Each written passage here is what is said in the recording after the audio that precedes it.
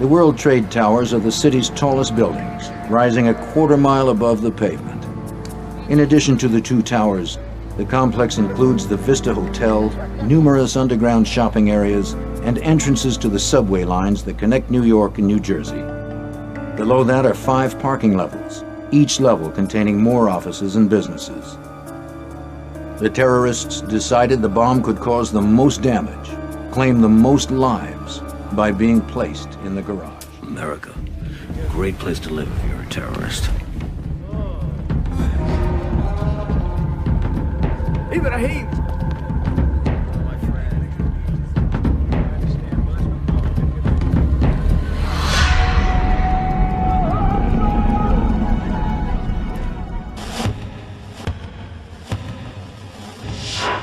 Pakistan, summer 1992.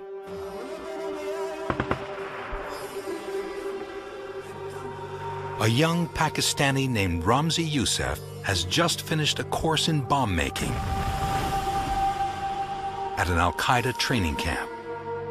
The 24-year-old, nicknamed the Chemist, likes to wear Armani suits. He holds an electrical engineering degree from a technical college in Wales. He's talking on the phone with a boyhood friend, Abdul Murad. He tells Murad his goal in life, to go to America, blow up buildings and kill Jews, as many as he can. Murad gives him an idea. Murad says, well, there are a lot of Jews in New York. And later tells him, there are a lot of Jews who work at the World Trade Center. From this conversation, an idea takes shape and a plan is put in motion. The World Trade Center was chosen as his target because it was the greatest symbol of American finance and imperialism. New York, September 1st, 1992.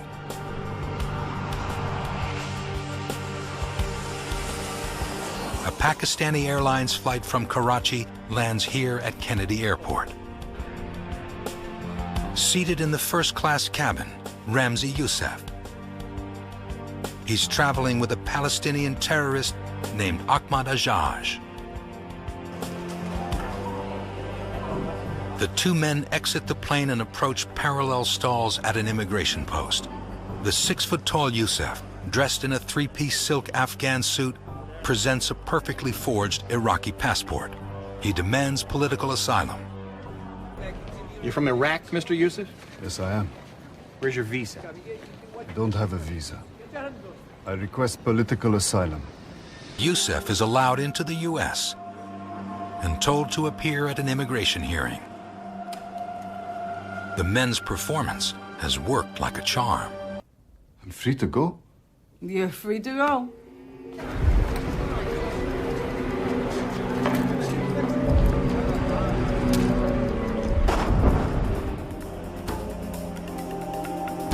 Youssef trolls the airport cab stand until he finds a Pakistani driver. He hands the cabbie a slip of paper with an address, 552 Atlantic Avenue, Brooklyn. "Brother, I have just arrived from Karachi," he says. "I have friends who will pay." The driver takes him here to the Al-Farouq Mosque. Youssef receives the blessings of a blind Egyptian cleric who is now in charge of the mosque, Sheikh Omar Abdul Rahman. The blind sheikh, as he is known, is an ally of Osama bin Laden. He has approved Youssef's plan to place a truck bomb in the basement of the World Trade Center. Throughout the fall and winter, Youssef and 3 other members of the Al-Farouq Mosque are hard at work inside this storage facility in Jersey City, New Jersey, just across the Hudson River from Manhattan. Under Youssef's direction, they assemble the device they hope will topple the Twin Towers and kill thousands of people. And now, lying here, I have a better idea. What we have made will push the building so far. At the peak of this explosion, at Tower 1's breaking point, if we could make a secondary explosion, the whole thing could collapse into the next tower. both towers down. Construction of the bomb was nearly complete. There was one more reconnaissance visit to the World Trade Center garage. There. They are so proud of those. This is it. We go in here. There's something going on out there, and I know it. Well, if there is, we'll be the last to find out. February 26, 1993.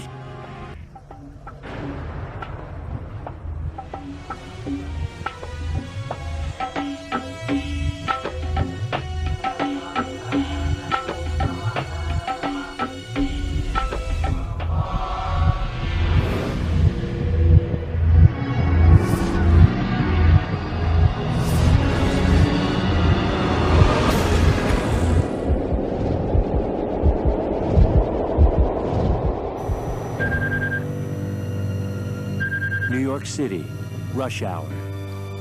Millions of people trudge through snow and freezing winds. Thousands come here to the World Trade Center in Lower Manhattan. It is a city in itself. Two of the world's tallest buildings, with 2 train stations, a hotel, mall, and more than 230 elevators shuttling a daily population of nearly 200,000 people. 9 a.m. Thousands of other commuters stream out of the center's bustling train stations and into their offices. The Trade Center now teems with workers and visitors equaling the population of the entire city of Laredo, Texas. 11:15 a.m. 3 other men are also heading toward the World Trade Center. Iyad Ismail and Ramzi Youssef are driving a 10-foot yellow Ryder van. Following them is a car driven by Mohammed Salome. The FBI has a file on Salome. He is a known associate of reputed Islamic terrorists. Salome had leased the van from a Ryder rental agency in Jersey City 3 days earlier and reported it stolen just yesterday. It now carries a 1,500-pound bomb made of urea nitrate and hydrogen.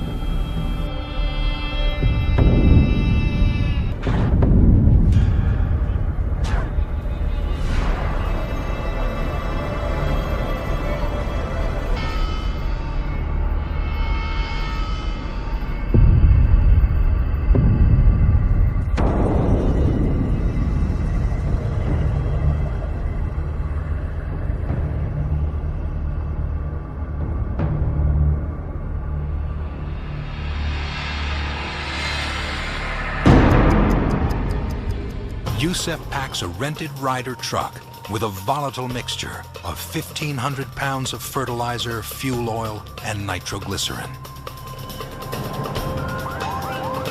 Around noon, he and 3 colleagues park the truck in a garage 2 stories beneath the North Tower of the World Trade Center. Minutes later, Youssef lights the fuse with a cheap cigarette lighter and speeds off. 11:55 a.m. The yellow Ryder van pulls into level B2 of the World Trade Center garage. Iyad Ismail steers it to an illegal parking space. Mohammed Salome follows behind.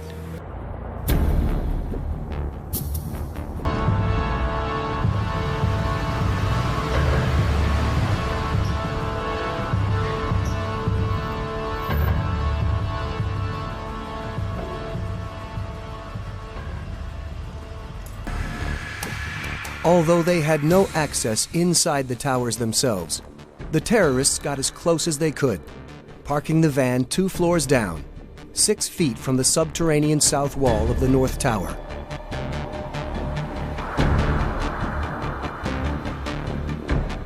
On the B2 level, Ramzi Youssef lights a fuse on the bomb. The fuse is encased in rubber, which suppresses smoke and allows for a 10 to 20 minute burn time.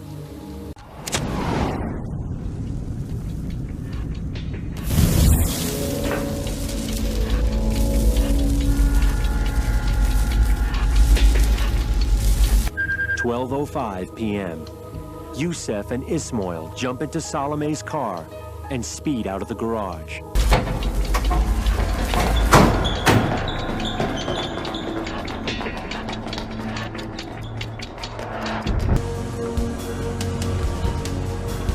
At 12:18 p.m., the months of planning this destruction was about to become a reality.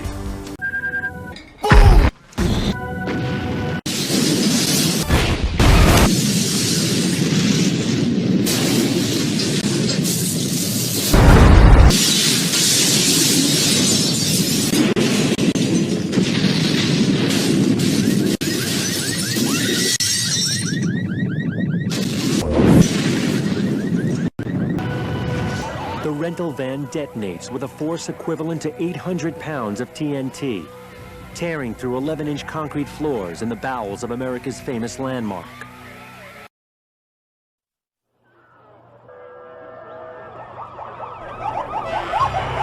Please, if you are inside the World Trade Center towers, do not break windows. I'm right on the 82nd floor. Please remain calm.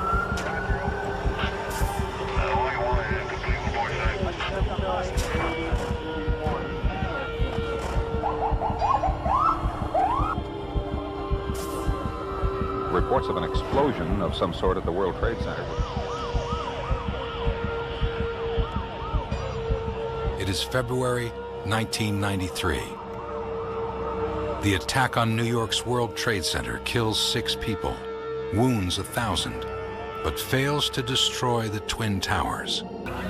On the street, car windshields as far as 300 feet away are blown apart as the wave of the blast shoots up through the buildings.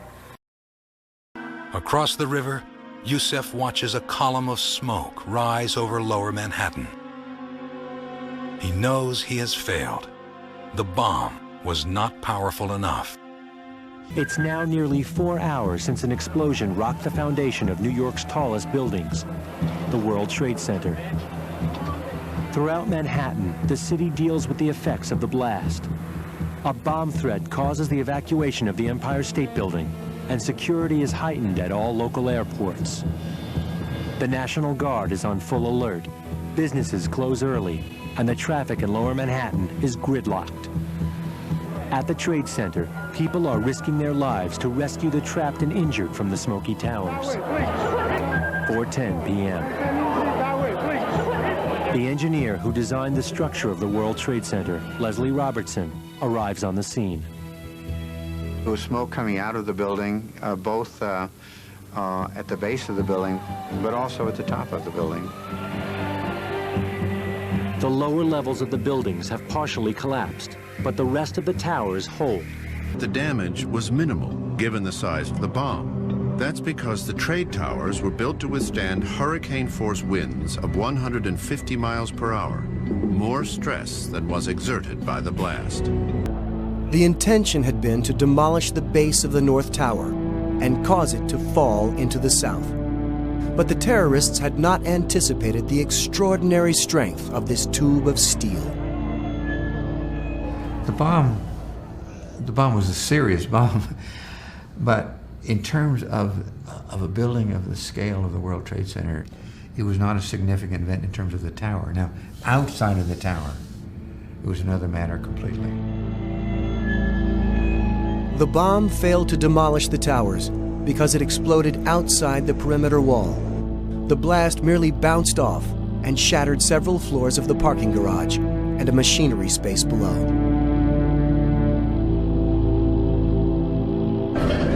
The engineer who designed the towers anticipated several potential disasters. He structurally designed them to withstand the violence of a sustained hurricane and something as unimaginable as the impact of a fully fueled jet. Let's go! The massive explosion ripped through the basement floor, creating a hole 100 feet wide, 4 stories deep, a tomb of crumpled cars, concrete, and twisted steel. However, the apocalyptic devastation hoped for by the terrorists did not come to pass. There was much damage caused by the explosion, but it was all in the surrounding area and very little inside of the footprint of the building, despite the fact that the bomb was placed immediately adjacent to it. Fortunately, the World Trade Center had been constructed to withstand hurricane winds of up to 150 miles per hour.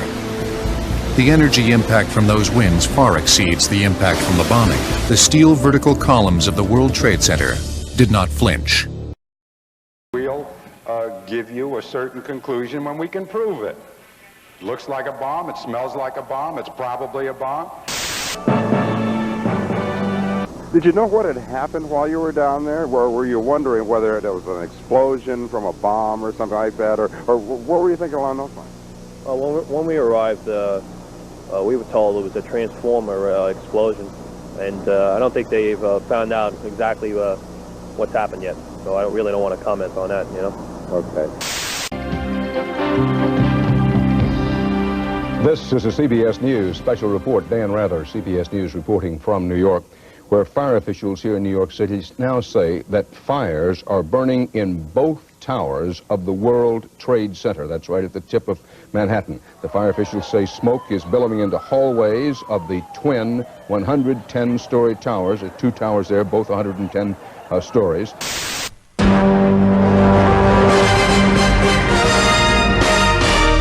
This is Channel 2 News at 5.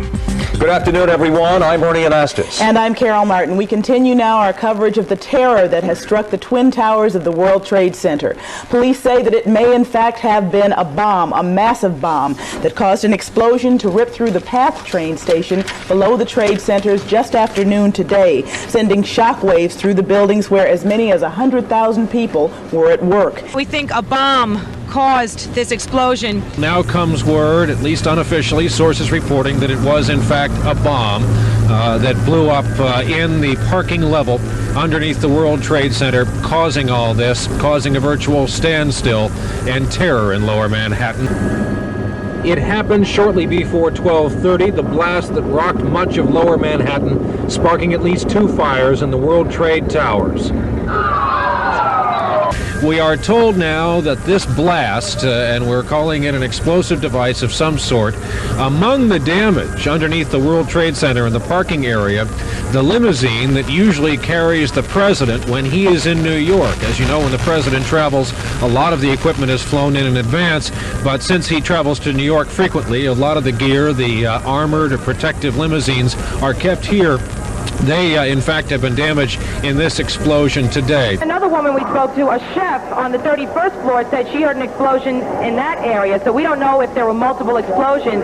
The first precinct received a call claiming credit for this as a bombing. The other experts we've spoken to say they have never seen a blast with damage like this that has been consistent with some kind of improvised explosive device cause.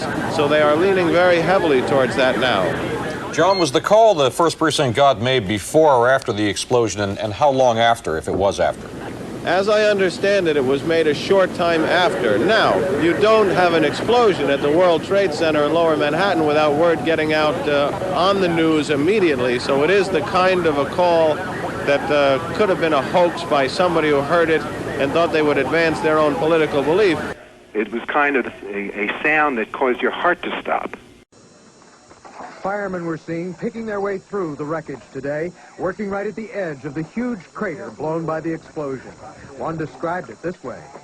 This is where the explosion took place, and just like putting a cherry bomb in a sealed can, the pressure had nowhere to go. It went up, it went down, it went sideways. To understand the significance of the crater, this is what it looks like below the Twin Towers, a half-dozen underground levels. The explosion occurred here on the second level down, where there's public parking. That crater it blew is huge, 100 feet across, through 3 levels of the building. And it was right alongside the building's command center, where all its communications, ventilation, and some of its electric power is controlled. That made some investigators wonder if whomever did this knew something about the building and the way it worked. And the parking lot location caused speculation. It could have been a car bomb or van loaded with explosives, easy to get in that building undetected in a vehicle.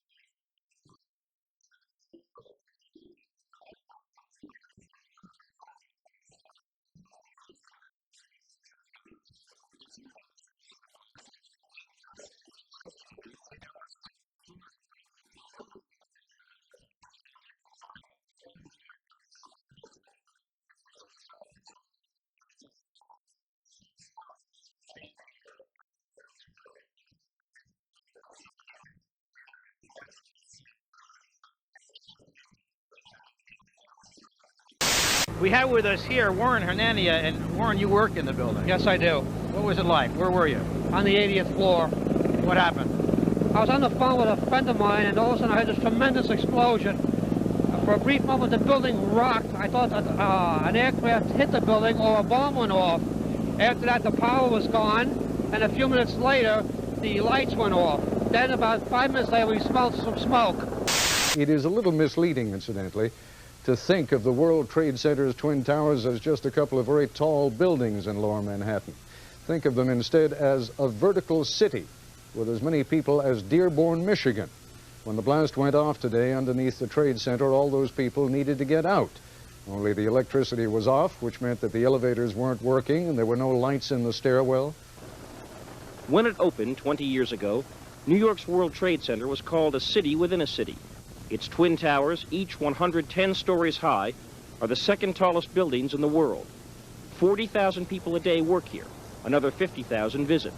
Subway and commuter lines snake beneath the complex, which encompasses some 250 elevators and 2 zip codes all its own. It is the essence of a complex, intricately integrated urban machine. At 18 minutes past noon today, the machine blew up. There's been an explosion deep below the 110-story towers of the World Trade Center in New York City. It began in a parking garage under the Vista Hotel, an enormous blast that was felt a quarter-mile high. Oh, there was a huge explosion that rocked the building. A lot of people panicked. That's why it was so backed up, because everybody was panicking and trying to run through one door. The blast blew a hole some 150 feet wide in the wall of the garage. But that was only the beginning. Under the garage is the major station on a New York-New Jersey commuter line. The explosion collapsed the ceiling of that station. All of a sudden we heard a loud bang, and the lights momentarily went off and the building shook. So powerful was the explosion that it blasted up through 3 levels, reaching the concourse of the Trade Center towers. Within minutes, thick smoke began pouring into the stairwells and elevator shafts, which acted as chimneys, pulling the smoke all the way up through the towers. That place is a death trap. Let me tell you something. There was smoke where there shouldn't be smoke. I was on the 107th floor, and we heard the bang, and that place filled up in 5 minutes. As firefighters began moving in, Consolidated Edison, the city's public utility, cut off all electricity to the towers as a safety measure. For reasons yet unknown, emergency backup lights did not work, plunging thousands of people into darkness. We just kept following everybody else down the stairs, and everyone was going faster, faster, and, just telling everybody to cover your mouth and keep your head down. By early afternoon, lower Manhattan looked like a war zone. Office workers, faces blackened with smoke and soot, hundreds gasping for breath, staggered into the frigid February air.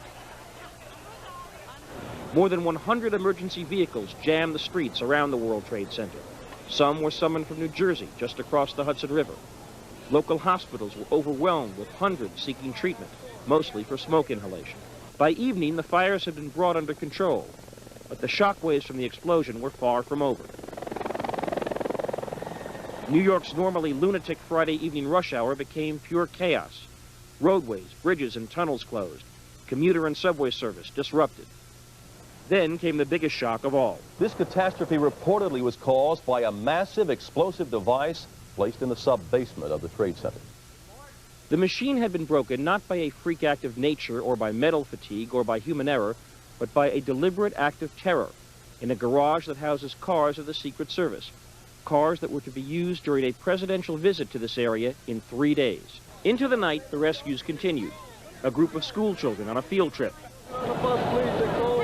A group of office workers trapped for hours in an elevator. And as the rescue continued, so did the speculation. Now the air and the roads are clearing. Now the lights have come on again. Now the web will be reconnected. Now the damage will be fixed. At least the damage that can be fixed. The explosion ripped its way through the very bowels of the building. Below street level lie stores, and beneath them, 3 parking levels just above the center's path station. I thought it was an earthquake or something. Like all the computers went off, everything just went off. It sounded like a bomb or a bang or something, or a pop. I can't really explain it. From outside, the Twin Towers still look very majestic, but 2 of the tallest buildings are the emptiest buildings tonight. Twin tombstones standing over a crater of death. The bomb on Friday killed everyone standing nearby in the Trade Center's underground parking garage and wrecked the police command center too. The force of the explosion spread outward, upward, and downward. It tore through walls, it shattered water mains that leaked millions of gallons of water. It broke power lines and brought down the ceiling in the Trade Center's PATH station. And suddenly workers were fighting for their lives. Walk down the stairs of the World Trade Center and you step into the war zone, where steel-reinforced concrete crumbled like cardboard, where a 300-pound steel door flew from its hinges to land 100 feet away and step beyond a plastic curtain into a world where walls of cement shattered like panes of glass, where floors and ceilings collapsed, where 50-pound bricks are strewn about like pieces of an angry child's game. Now walk to the lip of the crater, the epicenter of the earthquake that rocked people 110 stories above. One rescue worker said it was like looking into the mouth of a volcano on Friday. Here, 4 floors of walls and ceilings and floors and everything between them collapsed. An electric control room, 5 feet by 6 feet, dangles in midair, suspended only by the cables that once fed it power. The beams that hold up the building stand, but appear to buckle beneath the extra weight. Some say a war started here on Friday, a point it would be hard to argue against from the evidence.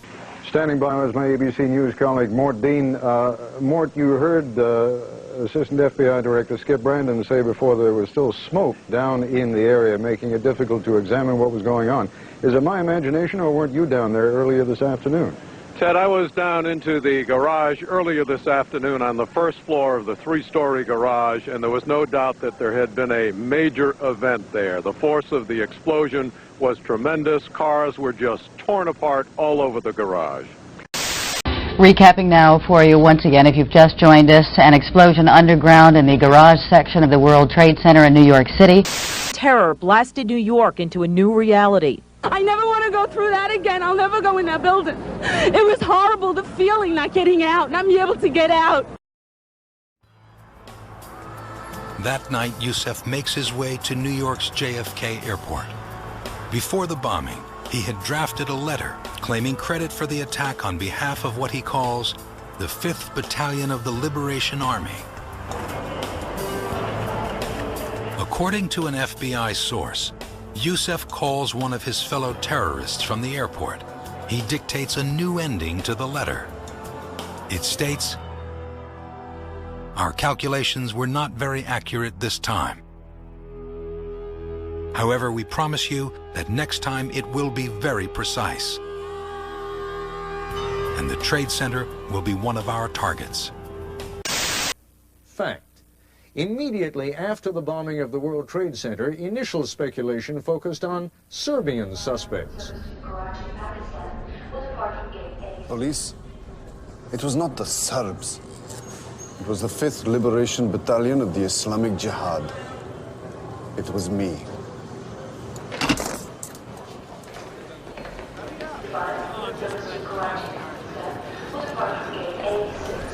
With that, Youssef boards his flight and flies first class to Karachi, Pakistan.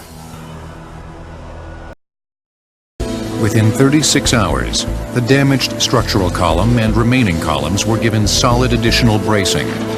Cleaning the extensive debris was another priority. The Twin Towers themselves are shut down today. They're going to be shut down for at least a week. Most people think of the World Trade Center as just the towers, but it's actually a complex of 7 buildings, 5 of them much lower. The commodities exchanges, which are located here, will be open today in one of the lower buildings. And the question remains, who did it? The World Trade Center is really home for about 350 national and international companies. The towers are closed down today. They say will be closed down the rest of the week, so this is sort of a ghost town. This represents 10% of all the office space in lower Manhattan.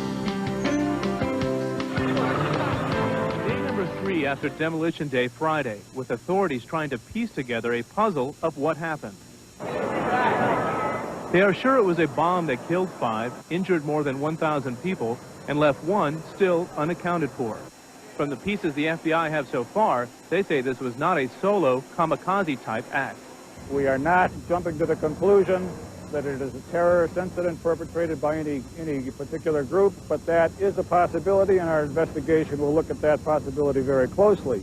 Possibilities, Fox says, a drug cartel, in particular the Medellin cartel, or a guerrilla group. Officials say traces of nitrate were found indicating TNT or dynamite and providing a clue why the blast created so much damage. The area is still unstable, so it's difficult to move anything. It's certainly difficult to get pieces of equipment in there, and there's going to have to be some preliminary shoring up before they can fully get into that area. The instability is keeping bomb experts away from the actual blast site. This will be an expensive act, costing some individual firms millions of dollars a day or more. From past experiences, officials don't expect to reach any conclusions for at least 4 months. There have been 50 calls claiming responsibility for the act, and the FBI says many more calls with pertinent clues and leads. Meanwhile, city officials say they will spend Monday mapping out a strategy with police and private sector security forces. Where the train is, the train comes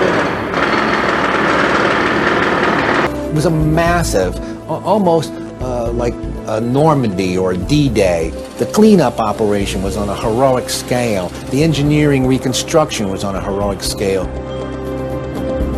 Working round the clock, an army of engineers, maintenance people, and construction workers removed over 6,000 tons of debris. Final cleanup and repair costs reached more than $500 million. 20 days after the blast, the World Trade Center reopened its doors. The first tenant to move back into his office was New York Governor Mario Cuomo. It's clean, it's comfortable, don't worry about it. New emergency communications were installed at key locations, and increased security for truck deliveries and pickups were implemented. Tenants and visitors conducting business at the World Trade Center now wear electronic identification badges, and access to the basement parking lots is restricted to tenants only. It was after the bombing that New York finally seemed to embrace the World Trade Center as one of its own. It was wounded, but it was still standing.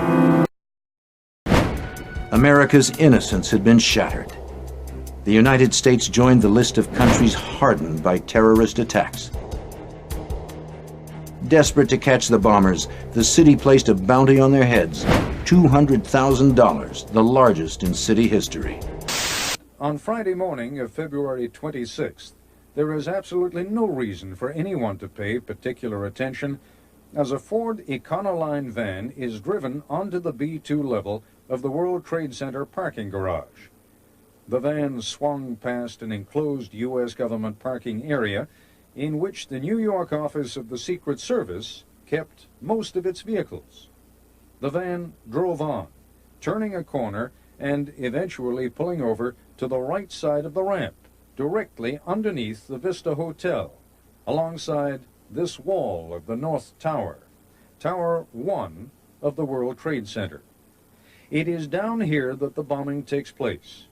At precisely 12:18, the biggest terrorist explosion in the history of the United States inflicts 6 fatalities, more than 1,000 injuries, and hundreds of millions of dollars worth of damage. A huge hole was blown into the floor of B2, the parking level where the bomb was placed. It sent debris falling all the way down to level B5, where the refrigeration machinery that cools the massive towers is kept. But the explosion also generated a huge blast straight up through the lobby floor of the Vista Hotel.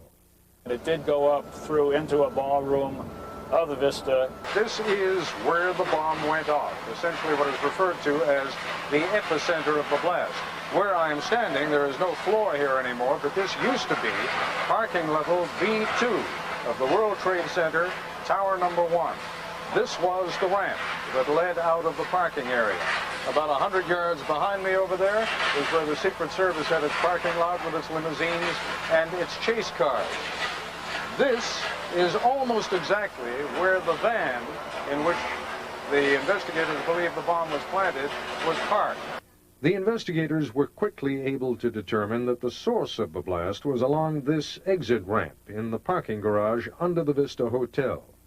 The explosion tore through this wall of the basement of Tower 1 of the World Trade Center. It ripped through several rooms in which employees of the Port Authority were working. Approximately 46 hours after the blast, law enforcement, including the FBI, the Bureau of Alcohol, Tobacco, and Firearms, and the New York police are all working intensely to find anything that will lead them to the bombers. A group of investigators is assigned to work inside the crater created by the bomb. NYPD Detective Donald Sadawi and ATF Agent Joe Hanlon are assigned to the same team. One thing I noticed almost by chance was while I was talking with Joe Hanlon, that there was the gears from the rear end of a vehicle. I realized that it had come from a vehicle that was either very close to the bomb that went off, or was in fact the vehicle that was carrying the bomb. We walked along this broken slab that was leaning into the crater, and Joe and I spotted some debris that was buried in some rubble.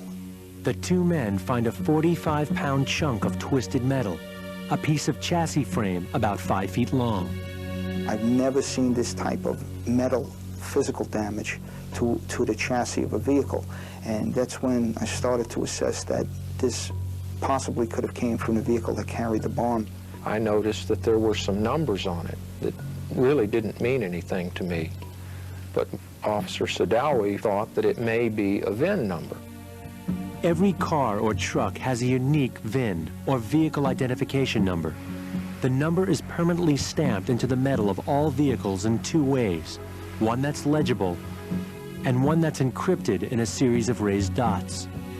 I was just about positive that we had something real substantial here, and Joe and I were like really ecstatic about this, and you know, we both said, we got to take this out of here.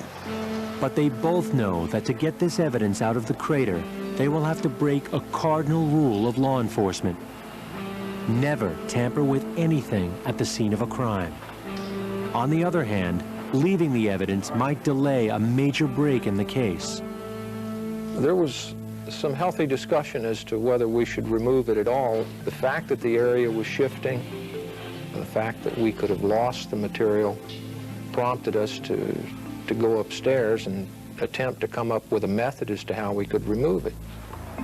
The two officers make a critical decision on their own. Using a gurney, they bring up the piece of twisted metal. An ATF agent makes a tracing of the dotted code before the metal is sent to the lab for analysis. Potentially solve something this early into the investigation was a lucky break for us. We were going to find the part.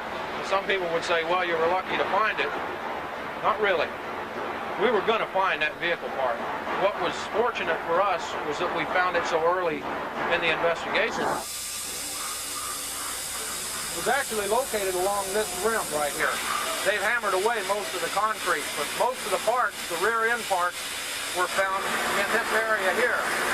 This gave us the direction that the vehicle was taking. They knew the direction, they knew the van had been parked. For the first time, they were able to start ruling out theories. The bomber had probably not been inside the van at the time of the explosion. No hitting a speed bump on the way out. Indeed, the parking spots seemed to have been selected with some care. FBI Special Agent Jamie Cedeno, an auto crimes expert, is called in and takes a look at the rubbing made of the encrypted dots found by Sadawi and Hanlon. When I looked at it, I knew immediately that we had a confidential VIN derivative sitting right there on that piece of paper. Cedeno immediately runs the number through the National Insurance Crime Bureau database. The NICB keeps a record of all cars manufactured and documents if someone has reported a vehicle stolen. Next thing you know, we've got registration information on a Ford van reported stolen at Jersey City PD on February 26th. I said, this is it. The FBI then traces the van's registration to a rider rental agency in New Jersey. The van was the same vehicle rented and reported stolen by Mohammed Salome. They learned that the Ford Econoline van was rented at 5 p.m. Tuesday, February 23rd, from a rider rental lot in Jersey City by Mohammed Salome.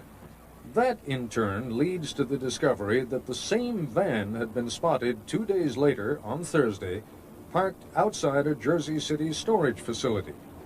Inside a locker rented by Mohammed Salome are ingredients which could be combined to make a very large bomb. The next day, Salome arrives at the rental office in New Jersey to pick up his $400 deposit on the van. When he arrives, an agent greets Salome from behind the desk. But he is not a rider agent. He's an undercover agent with the FBI. Dozens of other agents are hiding everywhere, on the rooftops, behind trees, and in unmarked vans. The building is surrounded. Here is a report on stolen van. I get it from police. The other man told me to bring it for my refund. $400. Is he here? No, I'm sorry. It's his day off. But he told me you'd be coming. We've been having a lot of problems with stolen cars. And I really want to help you settle your claim, but I thought maybe first you could help us with a little information. Van was stolen from shopping center, Pathmark Plaza. It says here. I see. You were shopping? I rented van to help friend move. Really?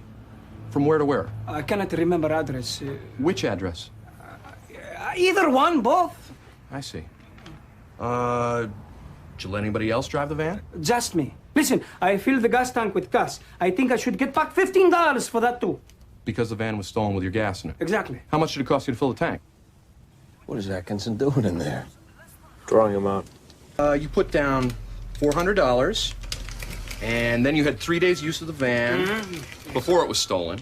Yes. So that comes to $271.68. And I guess that means, technically speaking, we only owe you $132.38. It isn't fair! Okay, I think we'd be willing to go as high as $200 to settle your claim and keep you happy. No, this is not a justice! Okay, what about $250? $250 keep you happy? Get you out of here? I have idea. We split it equally. Half of $400? You'll take $200? That's good. Yes. Plus 15 for gas. Okay. All right. Good. Wonderful. That's terrific. We'll do that. Yeah. Just sign right there. I sign. Okay.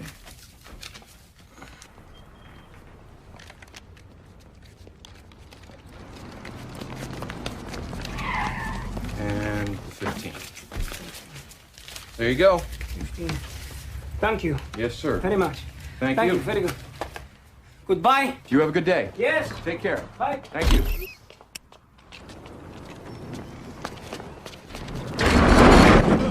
Freeze! Freeze!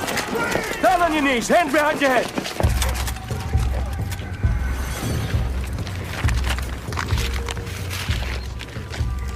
Ticket to Amsterdam for tomorrow.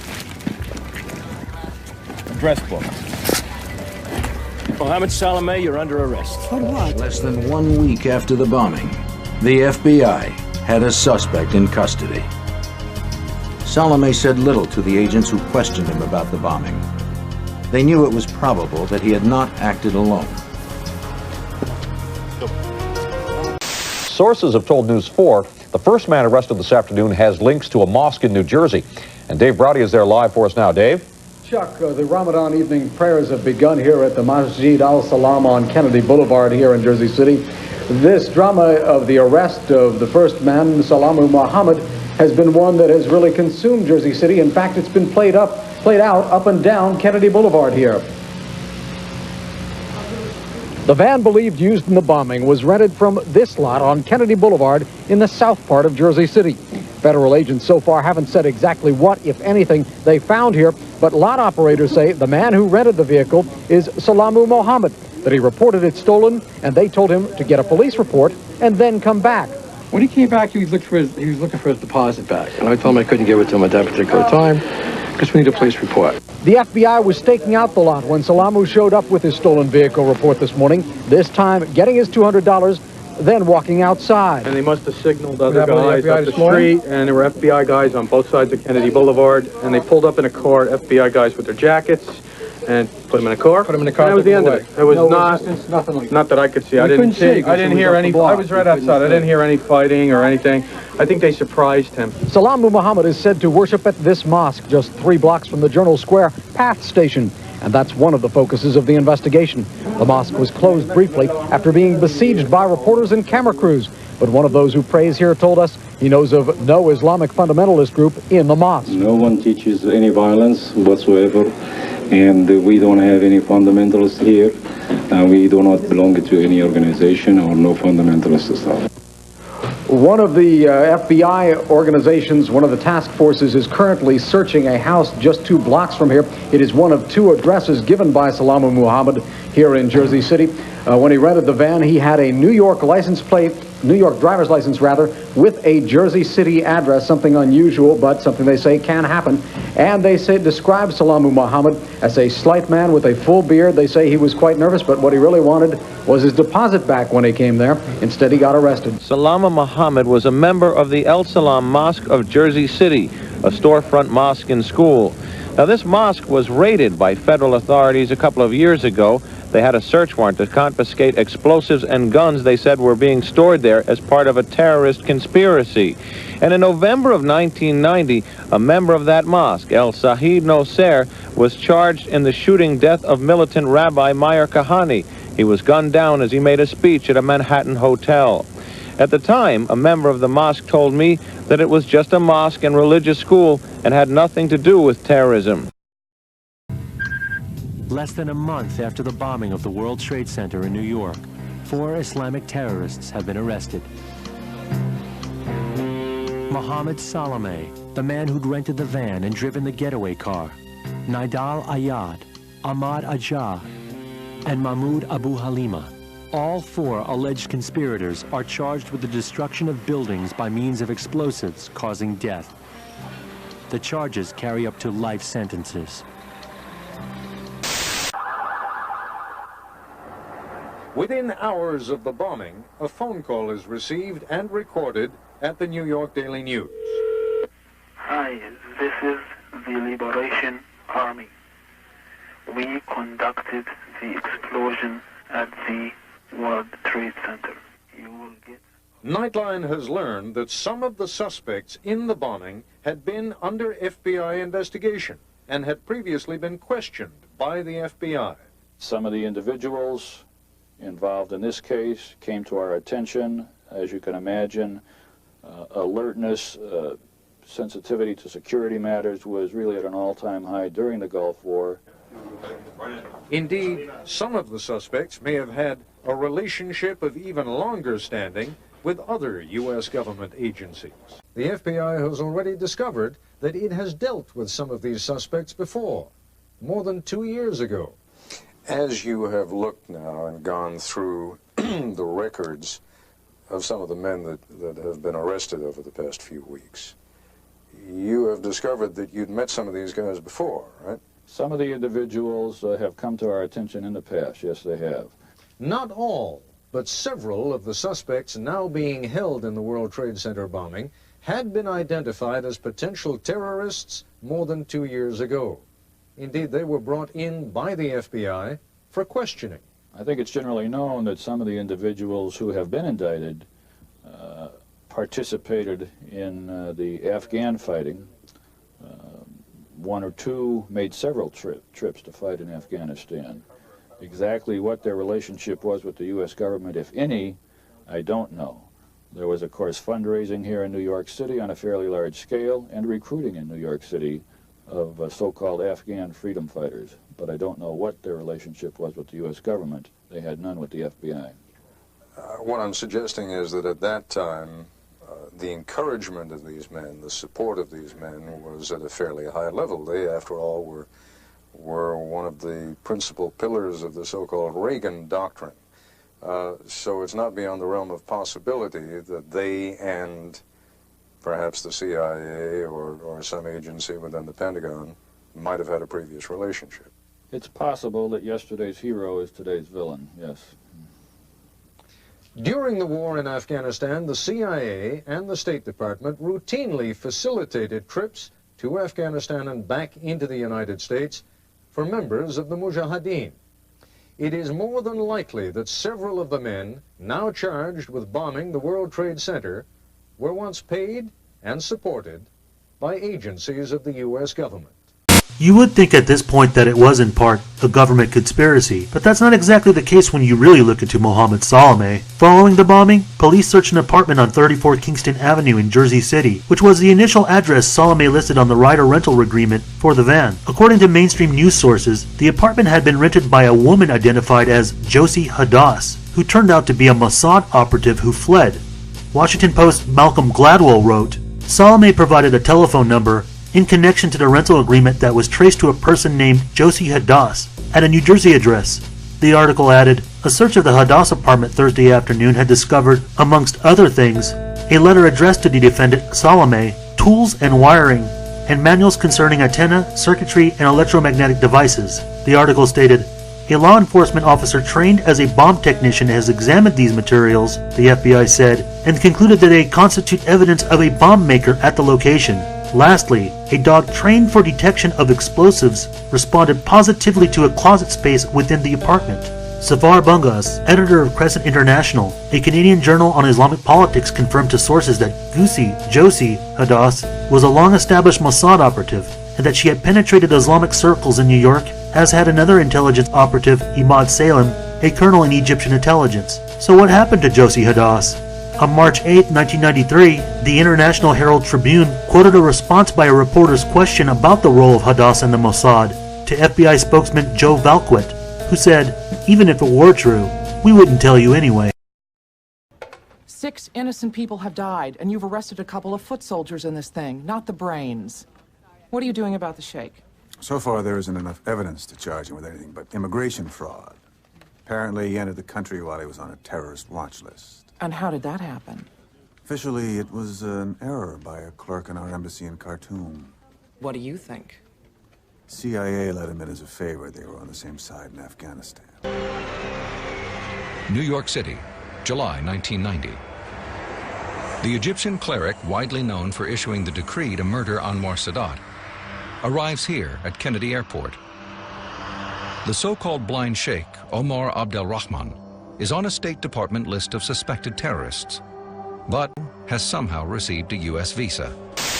A worldwide hunt is on today for a 6th suspect in the Twin Towers bombing, and there are also reports of a possible motive for the bombing. Does this look familiar? It's a scene eerily reminiscent of the crater formed by the bomb at the World Trade Center. Actually, it's the El Rashid Hotel in Baghdad after it was hit by a U.S. missile in January.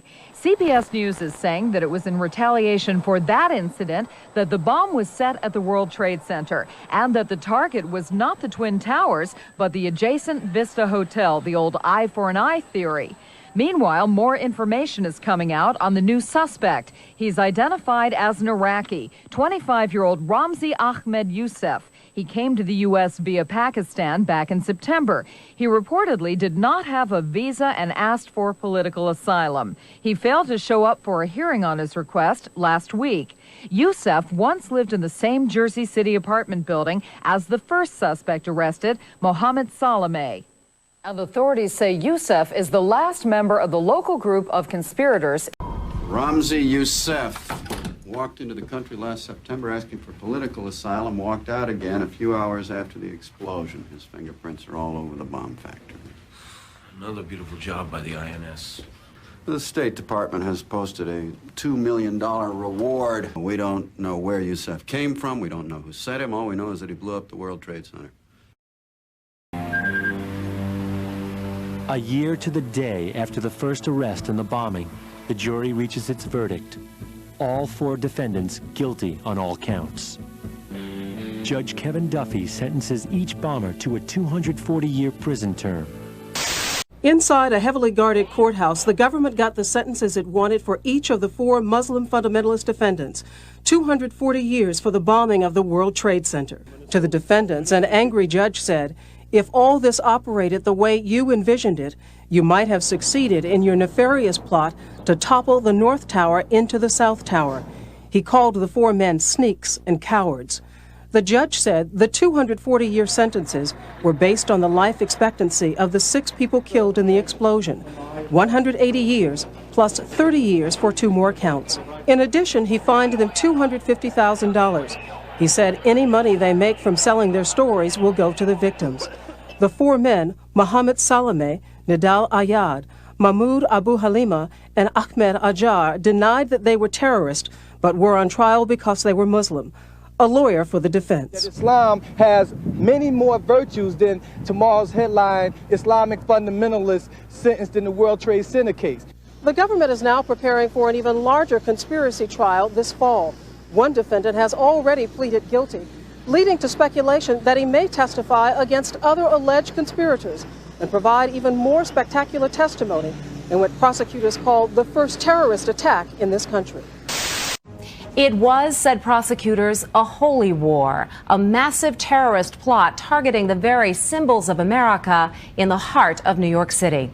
And today, a federal jury agreed, finding a blind sheikh and 9 other Muslim militants guilty. Tonight, federal officials stepped up security at the nation's airports, a move they linked in part to recent events involving the Mideast. And as NBC's Rahema Ellis reports, there was also a ring of blue around the courthouse in Manhattan today as the jury returned with its verdict.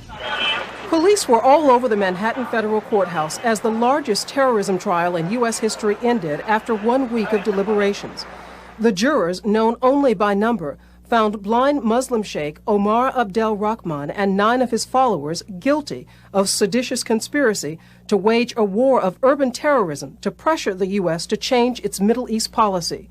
With the Sheikh as the spiritual leader, the terrorist plot included bombing 5 New York landmarks within a 12-square-mile area in the space of 10 minutes. And there was a plot to murder Egypt's president, Hosni Mubarak. El-Sayed Nosser was also convicted of the 1990 murder of Rabbi Meir Kahane, founder of the extremist Jewish Defense League. One defendant shouted, "God is great," after the jurors had left the courtroom. Prosecutors described the conspiracy as a jihad, a holy war against America, but insisted the government's case was not about religion. This trial was about crimes, very serious crimes, not about religious beliefs or ethnicity or people from any particular part of the world. Defense lawyers say they will appeal. Well, I think the message is here, put a Muslim on trial and they'll convict him. But some in the Arab community disassociated themselves from those convicted today. This group, in the ideology that they espouse, is foreign to the Muslim community and the Arab community in this country. The government's case was built around secretly recorded tapes and conversations. Jurors saw home video of what the government says was a dry run during planning for the attacks. Crucial to the case was this FBI surveillance video of defendants mixing chemicals for the bombs in a New York garage. The prosecution also depended heavily on the testimony of a government informant, Imad Salem, an admitted liar who got $1 million for infiltrating the Sheikh's inner circle. The 10 defendants will be sentenced in late January. Sheikh Omar Abdel Rahman and El-Sayed Nosser face life in prison without parole. The 8 other defendants face at least 20 years. The FBI's $2 million reward for information on Youssef finally yields a tip. Islamabad, Pakistan, February 7th, 1995.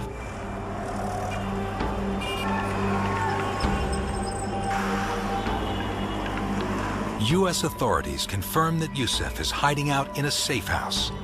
The building is owned by Osama bin Laden. A team of American and Pakistani agents race through Islamabad toward the Sukasa guest house.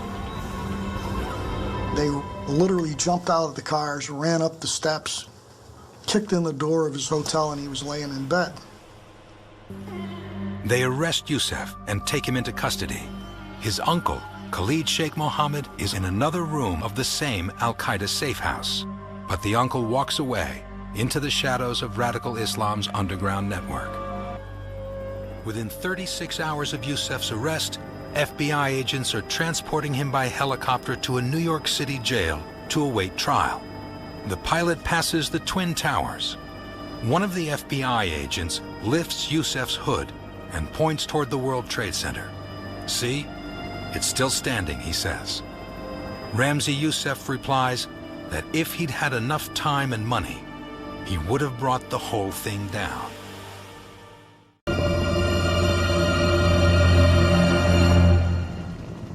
Next time we'll bring them both down.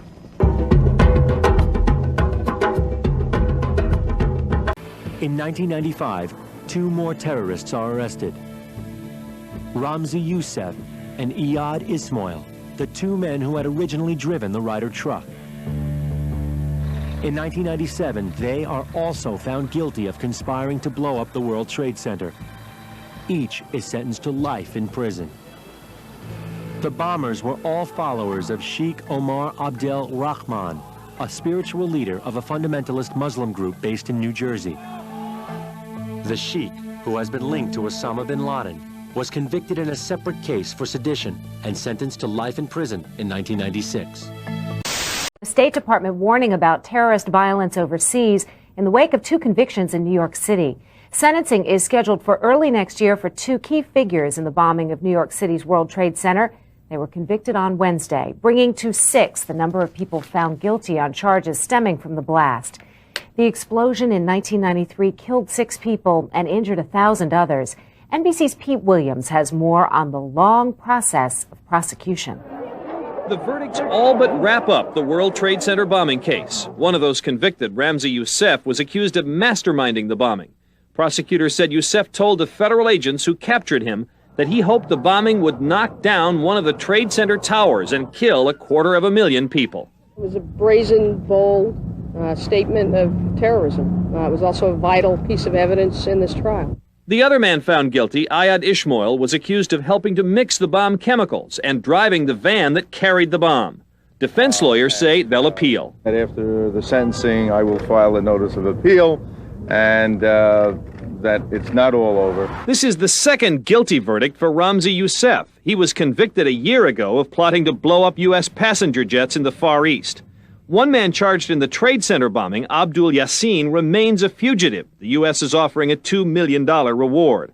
Wednesday's verdict brings to 6 the number of convictions in the Trade Center case. Sentencing on these 2 new convictions will come later. The maximum is life in prison. In 1998, Ramzi Youssef was convicted and sentenced to life in prison without the possibility of parole for his role in planning the attack. The judge, calling Youssef an apostle of evil, ruled that Youssef should serve the remainder of his life in solitary confinement.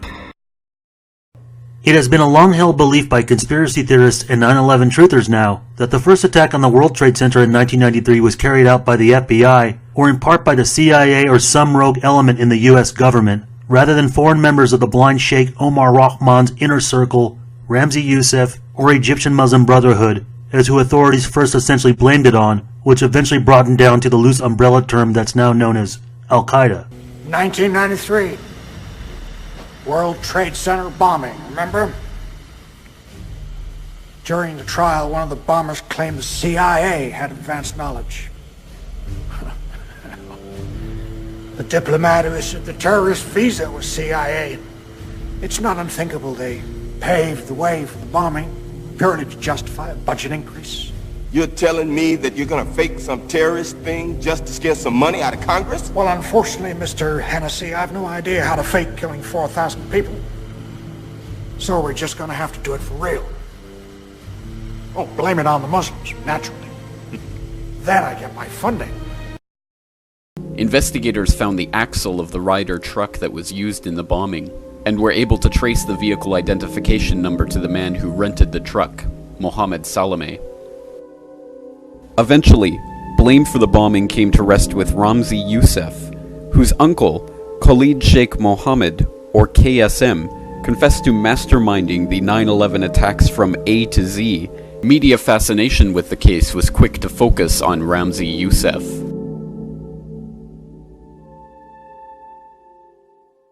But during the investigation, some startling information came to light. Last winter, the FBI was praised for its speed in cracking the case of the World Trade Center bombing and bringing 4 suspects to trial. Now, there is some evidence that the FBI may have known of the plot in advance through an informant and might even have stopped the bombing that killed 6 people. Correspondent Jacqueline Adams has the story. FBI agents might have been able to prevent last February's deadly explosion at New York's World Trade Center. They discussed secretly substituting harmless powder for the explosives, but they didn't, according to the FBI's own informant, Imad Salem. Unbeknownst to the FBI at the time, Salem recorded many of his conversations with his handlers. I'm holding 903 pages of draft transcripts. William Kunzler represents Sheikh Omar Abdel Rahman and several others charged with conspiring to blow up a series of New York City landmarks 4 months after the World Trade Center bombing. That case has not yet gone to trial. Kunstler confirmed newspaper reports of the Salem transcripts. In one, Salem complains to an FBI agent, "Since the bomb went off, I feel terrible. I feel bad. I feel here is people who don't listen." The agent replies, "Hey, I mean, it wasn't like you didn't try and I didn't try. You can't force people to do the right thing." There is material in here to show gross governmental misconduct. Today, attorneys for the defendants in the ongoing World Trade Center bombing case formally asked for the transcripts of Salem's tapes. Quite frankly, beyond me, why now, the fourth week into the trial, we still don't have these materials. Prosecutors have refused to comment publicly, but legal experts say the defense may have no right to those transcripts. It's not a defense to a crime to say, if only the government had stopped me, I wouldn't have done it. So this isn't material that ordinarily the defense would be entitled to. In court today, a witness from the Ford Motor Company linked debris recovered from the explosion site to a Ford van where defendant Mohammed Salama was arrested less than a week after the bombing.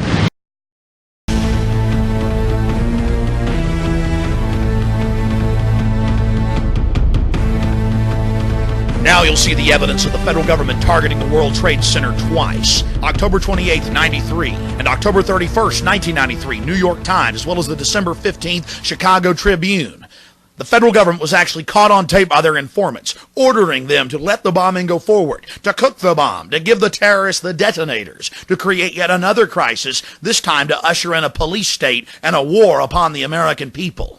The FBI actually carried out the attack on the World Trade Center in 1993. They actually hired a retired 43-year-old former Egyptian army officer, Ahmad Salam, and paid him $1 million and gave him real explosives, a detonator, and told him to build a bomb and to give it to the foolish people that he was controlling to allow them to attack the World Trade Center complex. There was only one problem with their plan. Mr. Salam was not as ruthless and sociopathic as the FBI and their globalist controllers. He began to get very concerned right before and, of course, after the attack, saying, "Why are you giving me real explosives if this is just a sting operation?" When they told him to go ahead and let the attack go forward, he secretly recorded the head of the FBI in New York ordering him to let the bombing take place. Supposedly supposed to be a sting operation where they had an FBI informant find a group of people that were allegedly going to do something harmful in the future to the United States, organize them, and do a sting operation on them to arrest them. However, that didn't happen. The bomb did go off in the basement of the World Trade Center, and they did arrest these individuals. The informant, the FBI informant in the trial, a fellow named Salam, a 43-year-old former Egyptian army officer. Imam Salam. Right, he was the informant for the FBI. And he recorded his conversations secretly with this. So when it came time for trial, he said, "Hey, wait a minute, here's what really happened." Now, he told the FBI in advance that they were going to bomb it. He was assigned, given the assignment to put the bomb together. And he went to his supervisor, his FBI supervisor, and said, "We're going to put a dummy bomb in here, right?" And the FBI supervisor said, "No, we're going to put a real bomb." What happened in 1993, the FBI not only knew in advance they were going to bomb the World Trade Center, they furnished the ingredients for the bomb. Based on that, I would say that the FBI is the primary suspect, but also I think we have to consider the CIA. The FBI decides to increase its surveillance of the Sheikh, even managing to infiltrate his immediate circle, thanks to Ahmad Salem, the terrorist bomb maker who in reality is an undercover FBI agent, who manages to infiltrate the group and blend with the Sheikh's faithful. Fearing retaliation, the man, whose name at the time was Ahmad Salem, has since changed identities and now lives in hiding. John Antisev, Agent John, one day came to me with Agent Nancy Floyd, and they said, "We have a picture, we want to show it to you. Do you know this man?" I said, "Of course, this is Sheikh Omar Abdul Rahman." "Who is Sheikh Omar?" I said, "He is the one who ordered the assassination of my president." "Oh, well, guess what? He is in America." I said, "It's a surprise for me because I know that since he escaped from Egypt, he is being listed on the terrorist lists and he should not be in any country. They said, well, somehow he managed to come to America and he lives in New Jersey. To this day, I don't know why the blind sheikh was issued a U.S. visa to come to the United States. It's never been adequately explained. I don't think even the 9/11 Commission was able to get to the bottom of it. FBI informant Imad Salem met us at Ground Zero and talked to us for the first time about why he risked his life to help the U.S. stop Sheikh Omar Abdel Rahman and his followers from bombing New York. The original plan that we should blow the bomb on December, which Christmas Day, to spoil the American Christmas. It was 1992 and Salem warned the FBI, but after he told agents he would never testify in open court and polygraphs on him were inconclusive, Salem and the FBI parted ways. But members of the terror cell again reached out to Salem, and again he went to authorities about how the terrorists were speaking in code. The sheikh was furious that his right-hand man was actually an FBI informant, and Salem says the sheikh later threatened him in the courtroom. As an intelligence asset, what we say in our business, he was made promises that he did not have to testify in any type of criminal proceedings. At this moment in time, the number one witness against everybody is Imad Salem himself, and he did not want to testify. And we were trying to convince Imad to wear a wire. So when he met with these people and talked about assassinations and killings and pipe bombs, that he would record the conversations of the people. And he refused. Like I said, very stubborn, proud man. He wasn't going to be forced to do anything. And our superiors wanted him to wear a wire. And unfortunately, they got into an issue of who was going to be the stronger will. So they put it to him, if you don't wear a wire, if you don't, testify in court, we're not going to continue to pay you. They start to ask me to wear a wire, and I understood that once I wear a wire, I have to testify in court. If I testify in court and my identity became public, then Sheikh Omar's followers in Cairo, they will kidnap my sister and behead her. It was a silly personal confrontation, and actually he said, and I quote him, "You son of a bitch, coming from the Middle East, dragging sand in your shoes all the way up to here to tell me how to run my FBI and how to do my job?" I told him, "Sir, I am doing your job. None of your agents could have went undercover that deep. I'm doing it. You're not." And that even provoked him more, and he said, "Get out of here." I walked out of his office. I looked at Nancy and John. I said, "Guys, when this bomb been built by somebody and goes off by somebody else, don't come knock on my door." And that was it, and I walked away.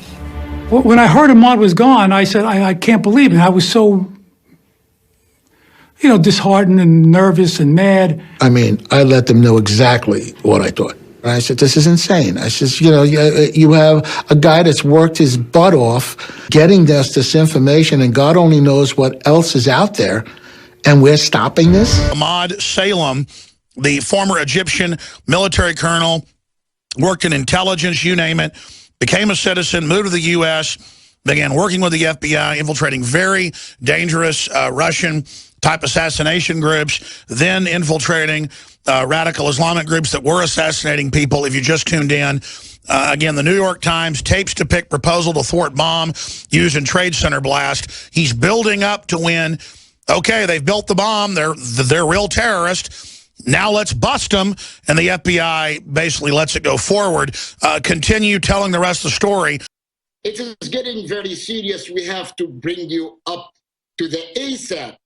The ASAC in the FBI means Assistant Special Agent in Charge. His name is Carson Danbar, and he is in charge of the counterterrorism in the New York office at the time. I said, Sayed Nusayr requested from me to build a bomb, told me where to get the materials. Here is the fuse, I got it, and now I need to know what to do. He said, I gotta put you on the box.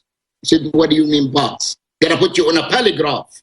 Well, I have been working with you guys almost for a year now, with the Russian squad, with the INS, with the Nusayr assassination, and now you're coming to tell me you want to polygraph me, you have no trust? He said, no, put me in the polygraph is not going to get a result, Mr. Carson. He said, why, Salim? I said, because I know how to fool the machine. He said, I don't care, put him on a box. They got an examiner, put me on the box, and the conclusion came that unconclusive result. So I went to Mr. Danbar, I said, I told you so. He said, I don't care, put him on another examiner for another polygraph. I went for the second polygraph, came unconclusive. He called Washington headquarters for the FBI, brought the head of the examiners from Washington to conduct the test by himself. So it will not be unconclusive as usual. The gentleman who came from the headquarters rubbed me wrong, and he conducted a test, and I proved him that I can fool his machine. And I'm being frank about it because I have nothing to hide. Yet he came that it is unconclusive, but his feeling is that I am deceptive. And that became a personal disagreement between me and the examiner. This is the third exam in 1 week, and it came unconclusive, but once he go to Washington, I became deceptive. It came to the point that Mr. Carson Danbar started to dislike me personally, that there is 3 examiners come unconclusive. He insists that I wear a wire. I was working as an intelligence gathering asset, as they described it, and I never had intention to testify and become a star witness and all of the above. But at that moment, if I wear a wire as he requested, I will be obligated, I will become a character witness, and I will be obligated to testify in an open court. And at that time, I have a family, I have a wife, I have 2 children. I don't want to jeopardize their life by disclosing my covert work. Mr. Danbar insists. I said, I'm willing to wear the wire and bring you the information on that tape that Mr. Nusayr asked me to build the bomb, if that's what you're concerned about, but I don't testify in court. He said, no, then go home. I said, go home? The people asking me to build a bomb, you're telling me, and I'm the only one who is giving you ears and eyes inside the cell, you tell me go home? He said, yes, go home. I said, okay.